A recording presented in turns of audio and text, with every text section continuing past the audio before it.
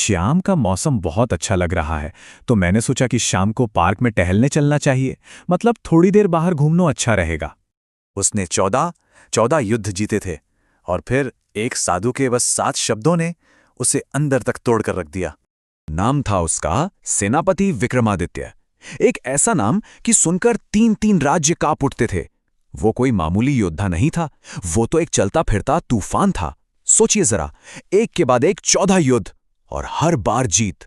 उसकी छाती पदकों से सजी थी और उसकी तलवार, कहते हैं उसे कभी ठंडा होने का मौका ही नहीं मिला। जाहिर है उसे अपनी ताकत पर बहुत गुमान था, और हो भी क्यों ना। फिर एक दिन उज्जैन के चहल पहल वाले बाजार में उसकी नजर एक साधु पर पड़ी। वो बस एक पत्थर की सीढ़ी पर शांति से बैठे थे। उनके आसपास की दुनिया भाग रही थी, पर वो एकदम ठहरे हुए थे। जब सेनापति अपने लाव लश्कर के साथ वहां से गुजरा तो सबने सिर झुका लिए, पर उस साधु की आंखों में ना कोई डर था, ना कोई हैरानी। विक्रमादित्य को थोड़ा अजीब लगा। उसने अपने घमंड में पूछा, तुम्हारा सबसे मुश्किल युद्ध कौन सा था, सेनापति? ये सुनते ही विक्रमादित्य का सीना गर्व से और चौड़ा हो गया। वो हंसा, बोला, उत्तरी दर्रे का युद्ध।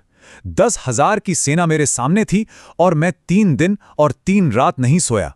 साधु ने बस धीरे से सिर हिलाया और फिर वो 7 शब्द पूछे जिसने उस लोहे से बने इंसान को पिघला दिया।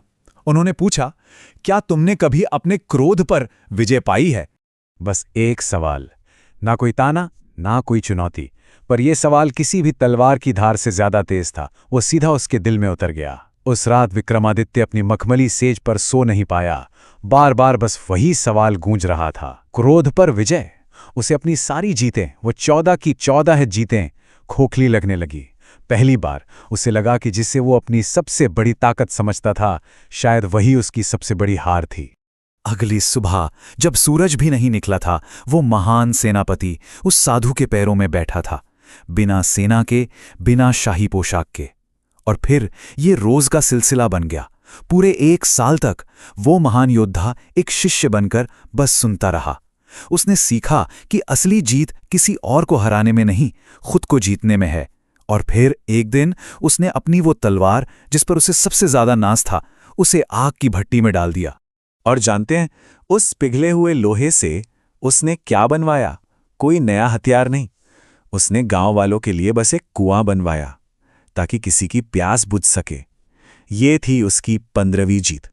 वो जीत जिसके लिए कोई पदक नहीं मिला, पर शायद यही उसकी सबसे बड़ी, सबसे सच्ची जीत थी।